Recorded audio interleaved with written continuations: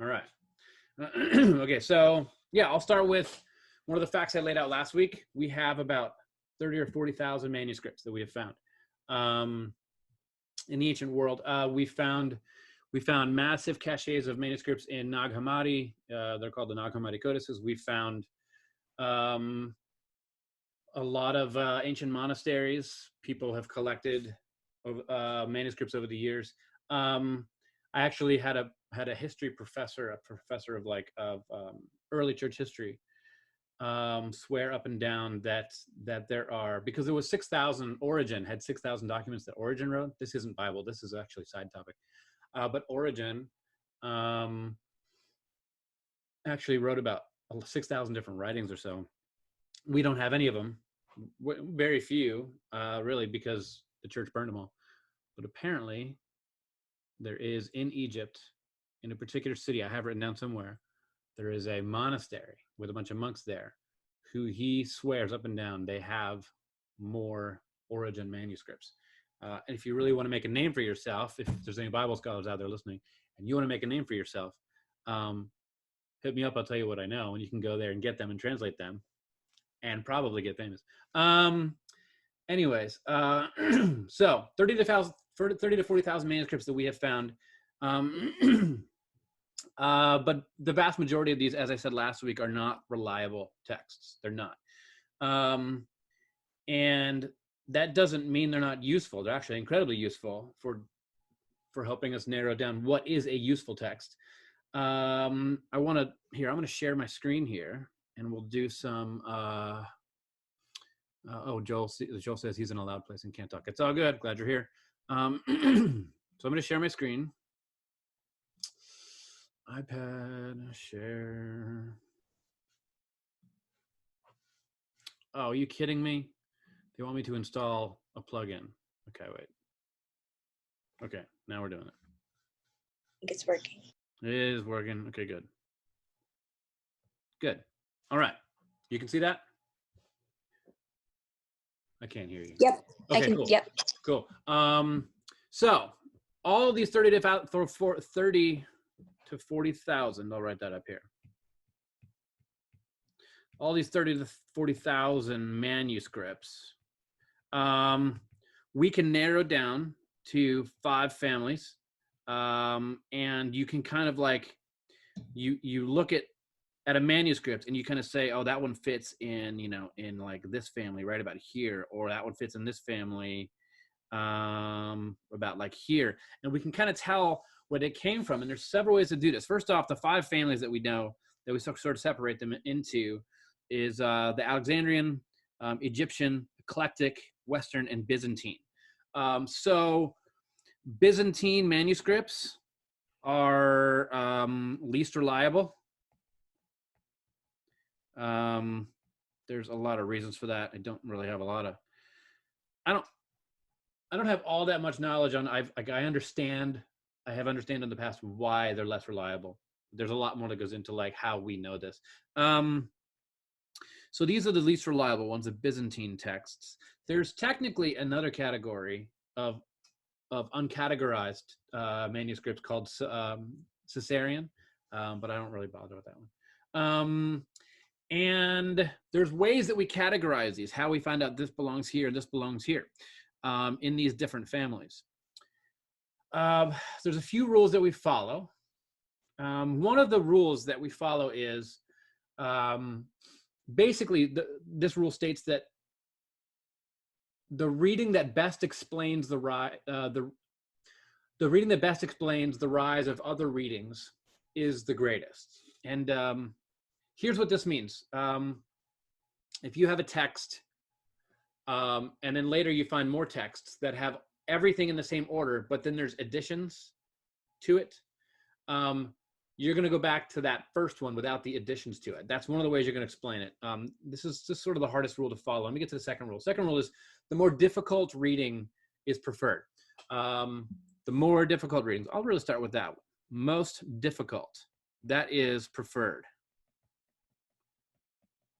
So if you're looking at these ancient texts, what happens is over time, a lot of people in the first centuries are dumbing down the texts because these are lay people. These aren't elders in the church who are oftentimes gathering these. And they're going to either dumb them down. Sometimes they are pastors dumbing them down so their people can understand. So they're going to take this text that they have that they received from another church, copied, and they're going to dumb it down to make it easier for people to understand, barely literate people, completely uneducated people, to read as they are sort of learning. And they're going to have these like dumbed down texts, right? So we know that the texts that are more complicated are the better texts. Those are like sort of the higher level, more accurate texts. And then second, we know that later texts are always describing, describe and explain earlier texts. I've never gotten good at writing on an iPad, ever. Later texts describe and explain earlier texts. So if you have two texts and one of them has some extra writing in the verses, in the margins in between, some additions, if it says something and then gives a little historical piece underneath that, sort of to give it some context, oftentimes this addition will prove that this is a later text and not an earlier one. And so it's probably adding in order to teach. And so another thing is that scholars are looking for professionally copied texts. Professionally copied texts always take precedence. These are the ones that are the most complex. They use the most literary device. They have the more intact literary devices. They are the hardest to interpret. These are the important ones that they're looking for. These are the ones done by professional scribes, hired by wealthy benefactors. Luke mentions one of these at the beginning of the book of Luke. He mentions this guy Theophilus, and he says, I was hired by this guy to do this work. And so he compiles it all and then writes it down, and he is hired by Theophilus to do this. If you actually look at Romans chapter 16, verse 22, I'm going to stop sharing this for a second. Romans chapter 16, verse 22. It tells you who wrote the book of Romans. Technically, Paul wrote the book of Romans. Oh, we got more people. We got Kyle and Alton. Awesome. Good. Technically, Paul wrote, quote unquote, wrote the book of Romans. But writing in our day doesn't mean what it meant back then. In verse 16:22 of Romans, it says, in chapter 16, verse 22, it says, I, Tertius, wrote down this letter, who wrote down this letter, greet you in the Lord. So oftentimes people get that, like, people get to that part in the passage and they're reading the book of Romans and they don't understand the full context of the book yet. And they get to the end and they're like, wait a minute. It says here, Paul didn't write this. It says here that Tertius wrote this, because it says, I, Tertius, who wrote down this letter.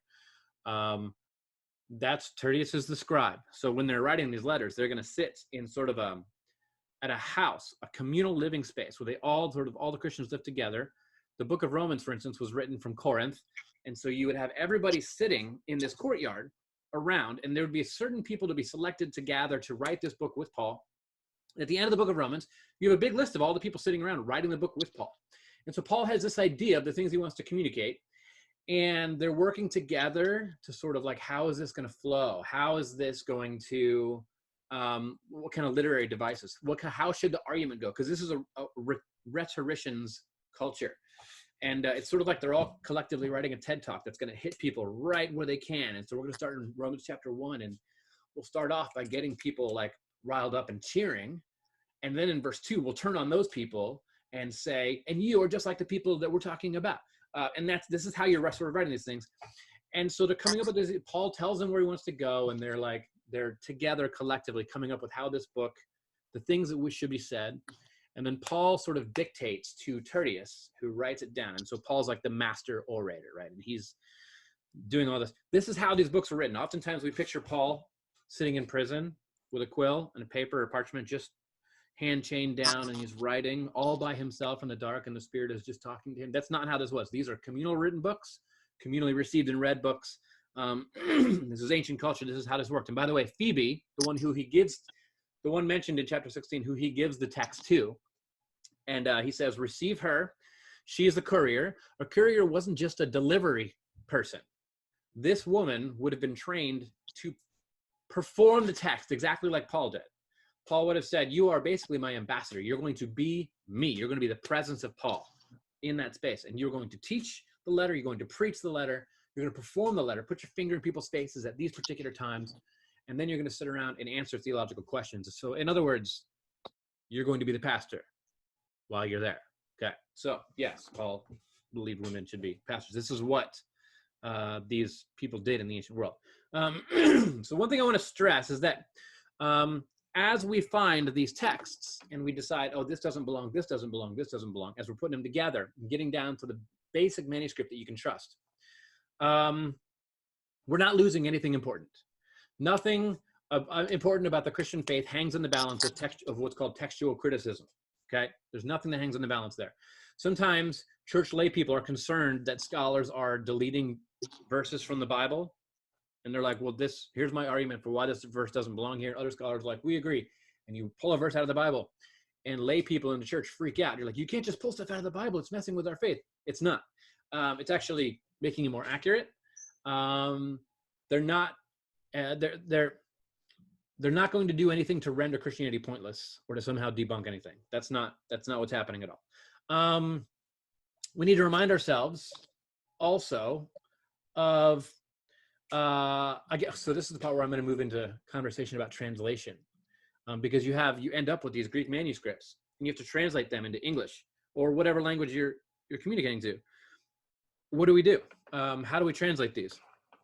Well, there's a lot of theories about translation. I'm going to talk about two particular of the most prominent theories about translation, about how things should be done, and that'll shed some light on like why there's different versions of the Bible, right? So there's two things about translation that are taken into consideration. One is context of the translation. Why are we doing this? The whole point of the translation is the transmission of the message of God into modern languages. Okay. And we also need to remind ourselves of the necessity of translation. You can't just make one translation. You can't just translate the Bible into one time and then stop, like people argue the KJV does, which didn't, by the way. The KJV underwent like 13 different like renovations entirely. So we have to remind ourselves of the necessity of translation as well. We don't speak biblical languages, and so we need translations, and languages themselves, they change every 50 years or so. So every 30 years, you need a new translation. So you can expect several times in your lifetime, the translation that you have read will either be revised or put away and replaced with a new one. And we'll talk about what some of those look like and what some of those are. So why are there so many different translations? Why aren't we just saying, okay, here's this translation, in 30 years we'll make another one? Well, different translations of the Bible come about because the original languages, first off, are dead. No one speaks Biblical Greek, Hebrew, Aramaic. Nobody speaks these languages. And so we need to translate them into English or whatever language we would like to read the text in. But there's theories on how to do this. We ask questions like, okay, so what are we going to do? How are we going to translate this? We have this Greek text. Are we going to do word for word into English? Or are we going to do like take a thought and then translate that thought into modern language and put it here? Or are we going to do are we going to capture the emotion? What about when people in the first century are using metaphors that no longer apply to today? Do we use their metaphors or do we rewrite their metaphors to make sense in our day? I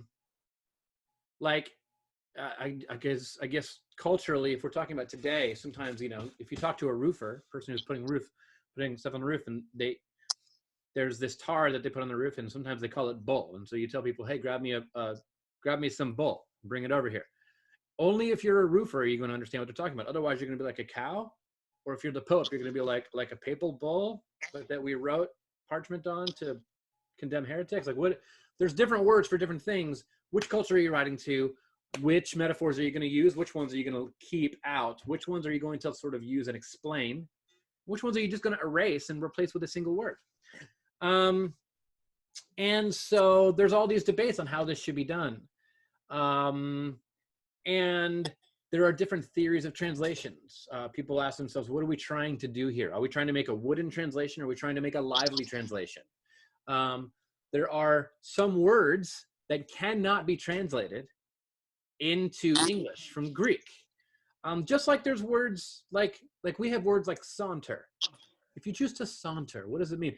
Well, it means to stroll. You know what it means in your mind.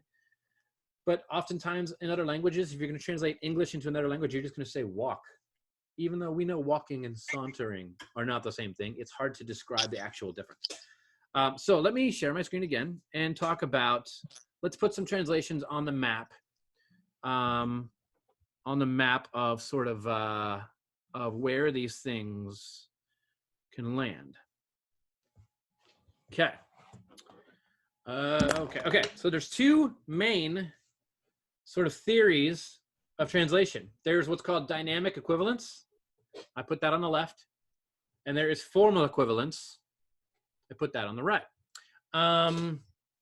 So I want to chart some of these, some of modern translations, all right?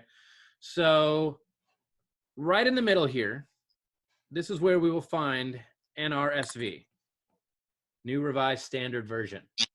Right in the middle. They're trying to capture both the dynamics of the text and the formal of it, the word for word mixed with sort of the emotional inflections, okay, and sort of the ideas, the bigger ideas. They're trying to capture both and bring them together right into the middle. To the right of them, you have KJV,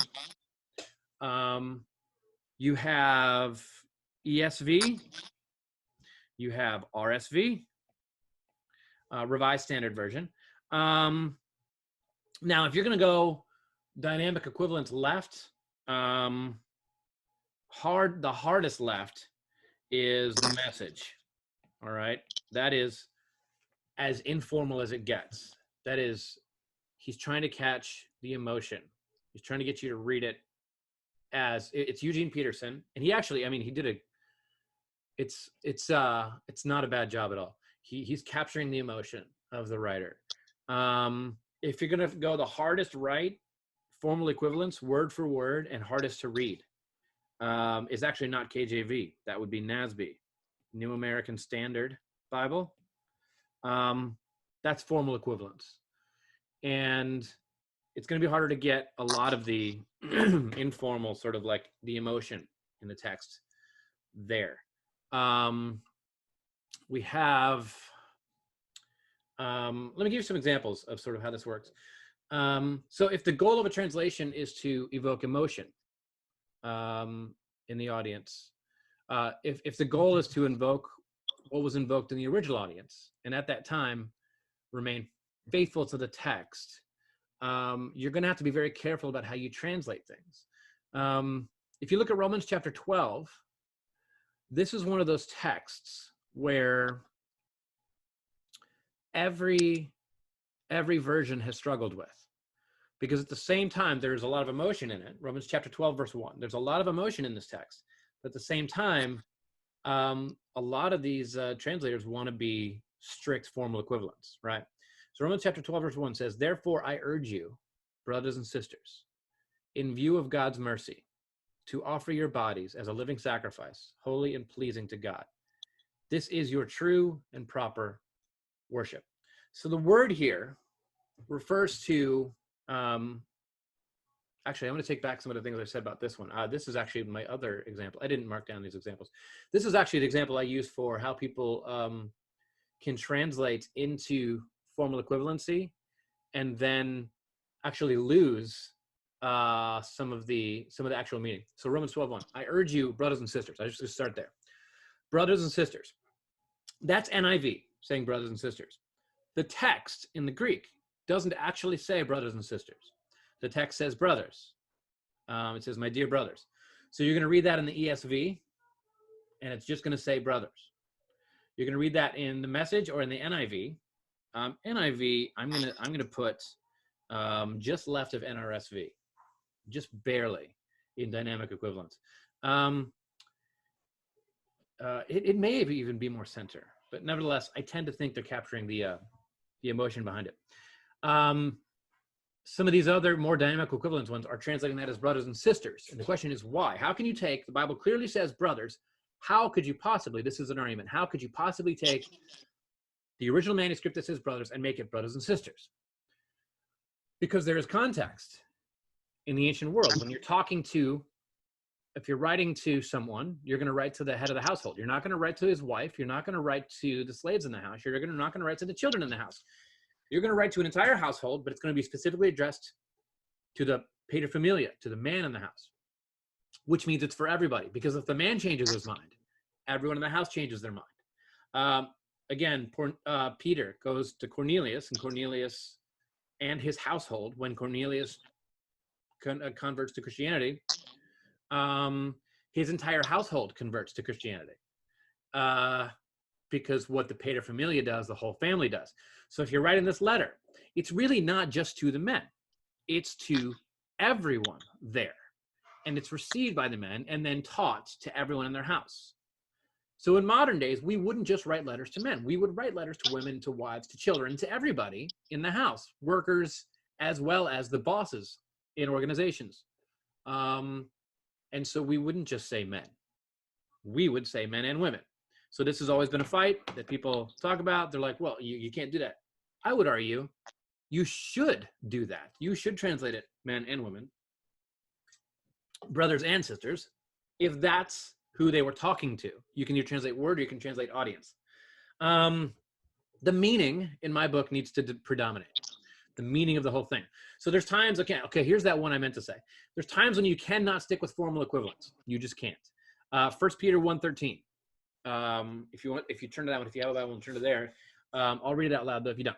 1 Peter 1:13 says this: therefore, with minds that are alert and sober, set your hope on the grace to be brought to you when Jesus Christ is revealed at his coming. So, you know what? I bet I could share this with you and show you what this is about. Let me share my screen and show you this one. Let me show you Logos, Bible software sharing. Here it comes. Okay. I want to show you a King James version of this. And it says this. First off, tell me out loud. Can you see that? Can you see my screen? Yes. Okay, good. It says, wherefore, gird up the loins of your mind. Okay, I'm going to stick with that just for a second. Gird up the loins of your mind.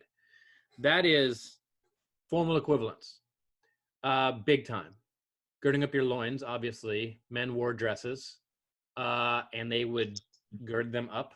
They would wrap them up and tie them so that they could run. And he's saying, gird up the loins of your mind.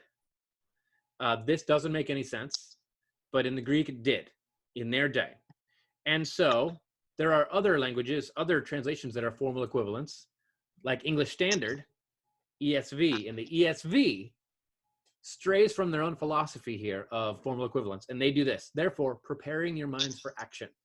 That is not word for word as they brag that their translation is. They went full NIV right there. Okay, that is what that NIV does. Let me pull up a. Let me see what it. Let me just read NIV here. 1984 NIV. Let's do that one. Oops, it's not. Oh, it's a mix. It says, therefore, prepare your minds for action. Yeah, see, King James and the NIV, ESV and NIV, they're doing the same work here. And they wouldn't like to admit that at all. But that's what they're doing. They hold themselves up as like formal equivalents. So they're all, except for the KJV, the only ones that stayed true to formal equivalents, they're all using dynamic there. And there's lots of places where they simply have to. So, translation. Each translation is tribal, completely tribal. I made a list. I'm going to share my screen one more time and show you my list. And then we'll talk about that. And this can probably bring about some conversation. So, I would say ESV, Reformed Calvinists. That's who the ESV is for. Each translator has an agenda. Translations are tribal. very tribal. And in fact, if you tell me which version of the Bible you read the most, that you're most used to reading and that you quote the Bible in, that's probably how you were raised. And I could probably tell you what denomination you are. Because every denomination has their own sort of pet translation. Each translation has an agenda, and it's translating for a specific audience with a desired thing. There's a desire that you see the things that they see, that you interpret the Bible their way of interpreting the Bible to their liking. And it still happens all the time. My brother is a missionary in Indonesia, and he's more Reformed Calvinist, and the missions organization he worked for is Armenian, and they were constantly having fights about how he's translating the Bible for this tribe in the deep jungles of West Papua. And my brother and his wife are the only people who speak that language, and so he's translating the Bible into their language. And the missions agency wasn't happy with the work he was doing, but they really can't fix it themselves because none of them speak the language. It eventually ended in him leaving that missions organization, that among other things. But it's a big deal, and a lot of people who are doing translation work. The KJV, for instance, so let me preface this with, a lot of translations are not only tribal denominationally, they're political. Okay, the KJV was a political move against the Geneva Bible of the Puritan reformers. The KJV was an attempt by the Catholic Church to sort of stifle the Puritan reformers, to undo the work being done by, I'm drawing blanks, people I mention all the time. The guy who invented the word atonement, for instance. I'm forgetting everybody's name right now. I should have written stuff down. That's how my brain works. But it was a political move. They actually translated the Bible to take power away from some people and to give themselves more power. It came from the Byzantine texts, again, which are notoriously unreliable. The ESV, the story of the ESV, and this is one of the stories I've always found the most fascinating in Bible translation. The ESV it used to be the RSV, Revised Standard Version, and it was a good translation. But the RSV, at some point, when it was in the process of being revised, they started getting into the fight about the discussion of men and women, of how you translate the word brothers and stuff like that. And so John Piper and Wayne Grudem, two like Reformed Calvinist heavyweights, they sort of worked together behind the scenes to raise money to purchase the RSV. And they purchased the RSV, and they were upset about the RSV's sort of gender inclusive language that they were using. And they purchased it, and they went full sort of the other direction with it. They changed the meanings of sort of how you would read brothers and stuff like this. And Reformed theology is complementarian. In other words, men lead in the church and women serve only under men. Women can't be pastors and leaders. And they translated their entire texts, always pushes the submission of women and the subordination of women in the church through the entire text,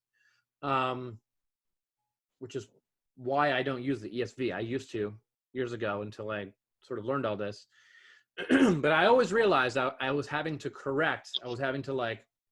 we get to 1 Timothy 2, we'd get to Ephesians 4, and I would say, I know the text says this, but in the Greek it says this, and I would always find myself correcting, but like, I don't know why they're doing this, and then I realized that no, that's specifically unique to the ESV.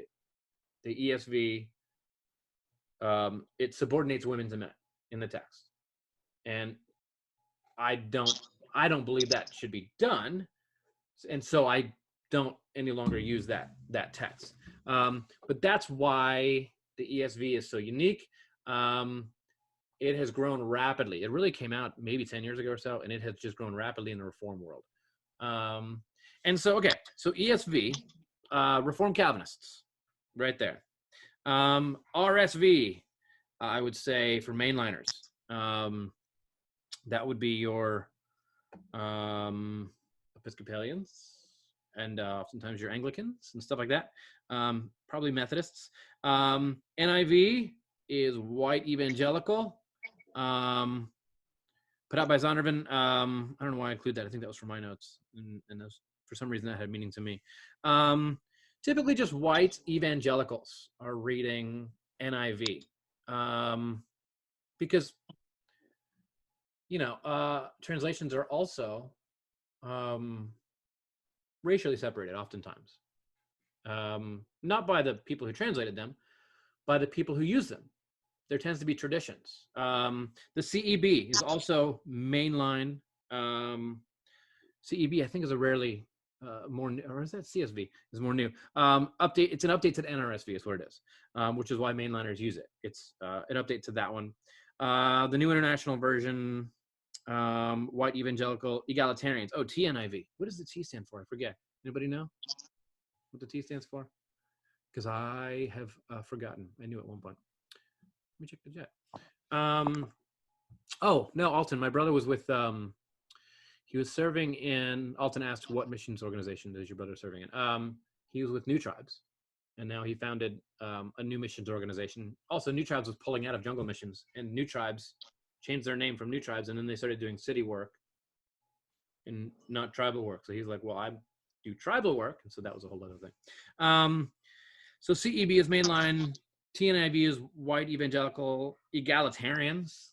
Okay, so not just white evangelicals, ones who believe in the equality of men and women tend to use TNIV. African Americans mainly use KJV, for no other reason than it's high church. It feels formal, and African Americans tend to have a higher spirituality. They tend to be they pass down the teachings of their elders in the text that their elders passed it down in, and so they keep that alive. And so these are some of the ways that these things sort of separate. And that, there's a lot of questions about what should new Christians use. New Christians, I would recommend CEB or New Living Translation. New Living Translation is super easy to read if you've never read that one. The NIV is also, it's just great. It's middle of the road. It's great. It's also, I like the NIV because it's updated every single year, but they don't announce that, but they update it every single year. So especially if you're using like a digital NIV, they do a great job of keeping that up to date on the latest scholarship. And I think also you should switch it up once in a while. If you read the Bible 3 pages a day, you can usually get through it in about a year. Grab another translation. Read in the KJV sometime. Read it in the New King James. Read it in the New Living Translation. It's sort of like you'll see like the traditions behind the translators and sort of what they're emphasizing. And I love it. I'm actually right now I'm reading sort of parallel. I'm doing NIV and then I'm reading the same text in the Message just to see what's going on. I also want to encourage you. I think this is an important thing to understand. The people that you read the Bible with are the people that you will begin to read it like. I think people should be reading the Bible in community together. And if you attend Watermark, if you listen to our sermons and you read the text with us, eventually the people you read it with, you will begin to read it like. This is sort of how church is, iron sharpening iron kind of thing. I read the Bible through what's called a new perspectivism, new perspective on Paul. I read the Bible through a huge kingdom mindset.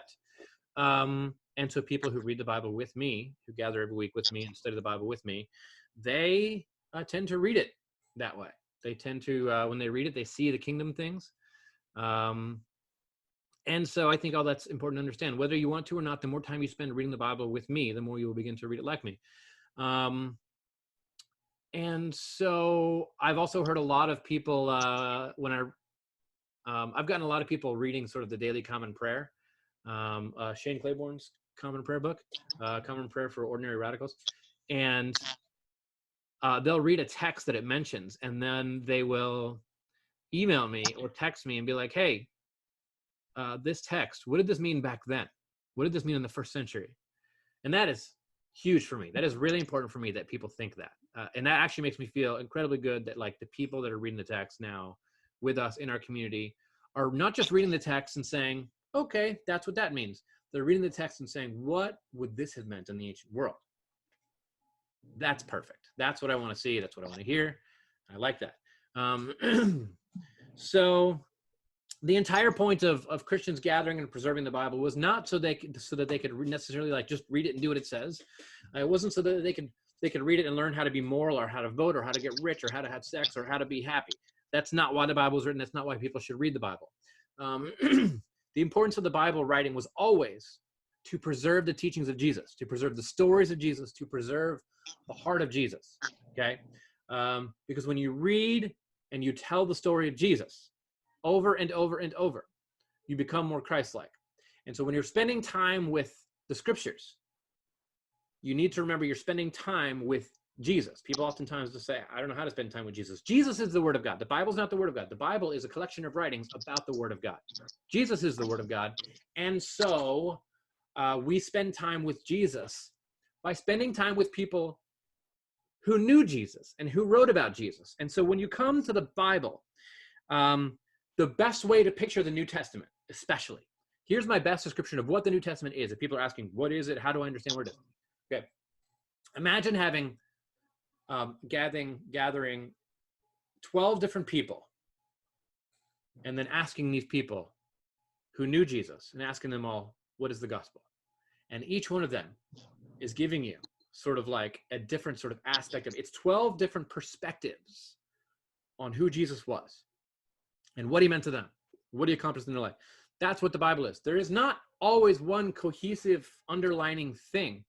It is a lot of different people from a lot of different walks of life. Jesus purposely gathered various people.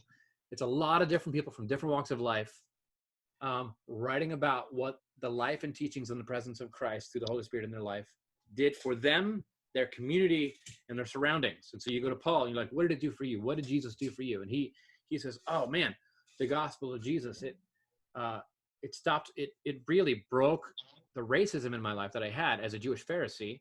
And I ended up writing this book of Romans, this book to the church in Rome, who was two completely different classes and races, and who were struggling to come together. And Christ showed me how we can come together. It's by living out the cross in the midst of each other. And so each person is explaining. And then he says, and then there was this runaway slave who I was able to bring back into the household, no longer as a slave, but as a brother, as an equal. And he says, these are the things that the gospel did. It created evenness where there was unevenness, okay? And level where there was unlevel, where there was high and low. And so each writer of the New Testament is telling you what Jesus is doing for them. Matthew is explaining to you how Jesus took a bunch of people who believed that the kingdom of God would be just like kingdoms of earth and would it be established violently and through overthrowing Rome. And they learned from Jesus that the kingdom was something different, that they were now part of, and their king was here, but it looked nothing like earthly kings. Each person is doing something different. So that's my translation and manuscript talk. I know I covered about 20 different subjects. But yeah, that's what this is. That's what we do. What are your thoughts? What are your questions? Turn your mics on and just, what do you got? So I know there are a lot of texts that aren't included in the Bible that you kind of reference or look towards. Where are good places to start for that? What do you mean? Explain that. Yeah, sorry. Like, I guess things that were written around the same time period, but just weren't included for various reasons. Maybe written by people who knew the apostles, those kinds of things. I know you reference letters. Yeah, there's all kinds. I have, so over here, let me point to some books on my shelf. Let me move this thing so I can see.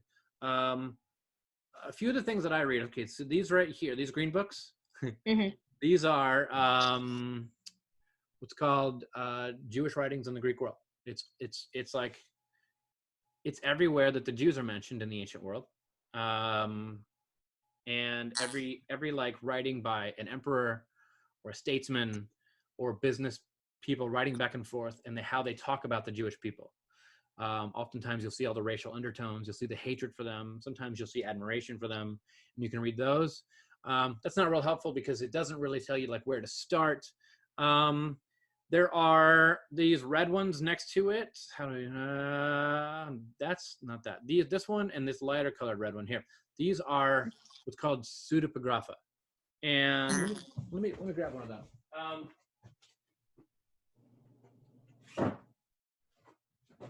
I never know where to put the emphasis. Pseudepigrapha. Looks a bit like that right there.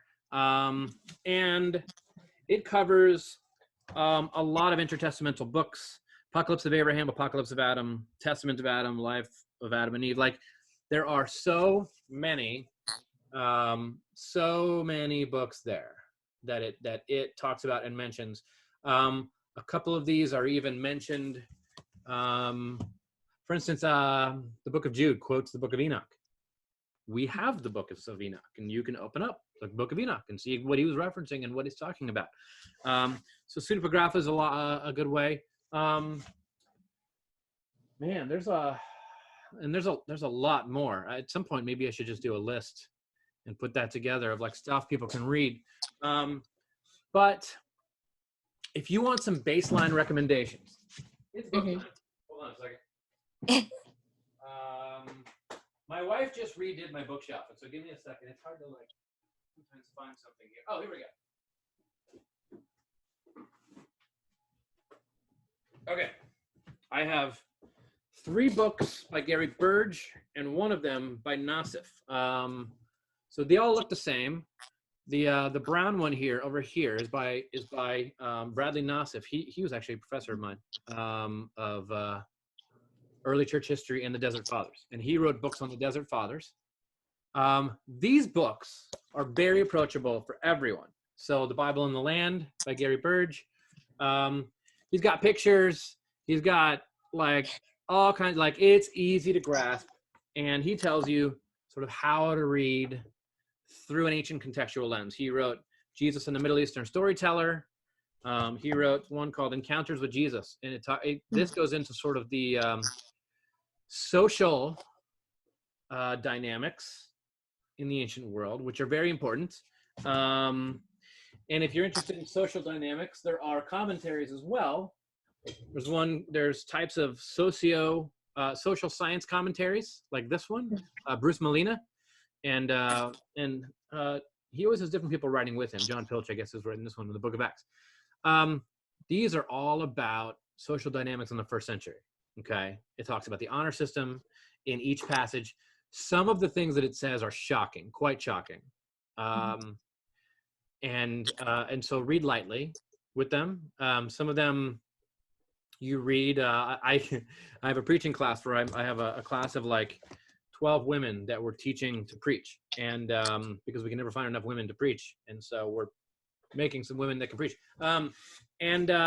There's I gave them all, along with other commentaries, some Bruce Molina social science commentaries, and there's one of them who was doing, what is it? The story of the Prodigal Son. And she's reading it, and she says, why does he point out that like the reason the father ran to that son and embraced him, like Molina says the reason he ran out there and embraced his son was so that the family whose honor had been tarnished didn't rush out and instantly kill him. Yeah. There's a lot of social stuff going on, and that's a great way to figure that stuff out.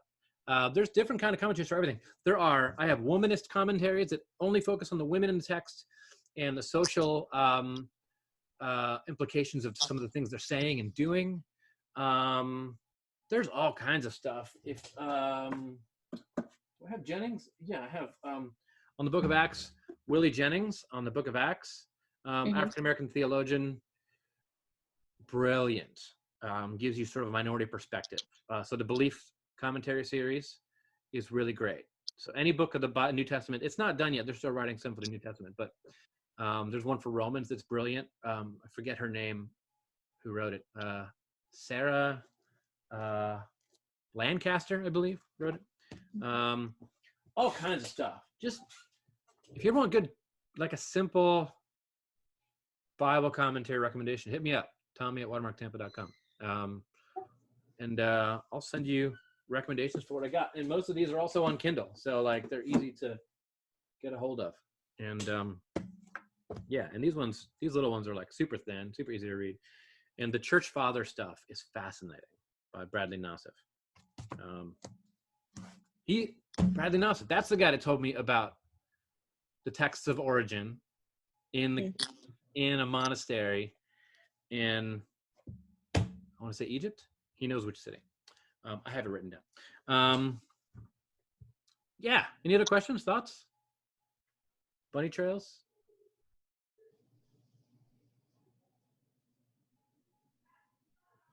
Nobody?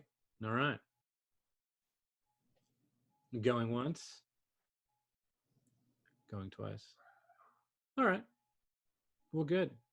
I think next time I'm going to get more into interpretation of certain particular texts. I know I've done it before. I want to talk about the Transfiguration. I think it's incredibly fascinating what Matthew is doing there. So possibly Transfiguration next time. At some point, I want to talk about the rapture, where that came from, and what's actually going on. And so stuff like that. Yeah, if there's big thoughts that you guys have, subjects you'd like me to talk about, send me an email, and then I can look at some of that stuff and see, yeah, I know enough about this one or that one to do that.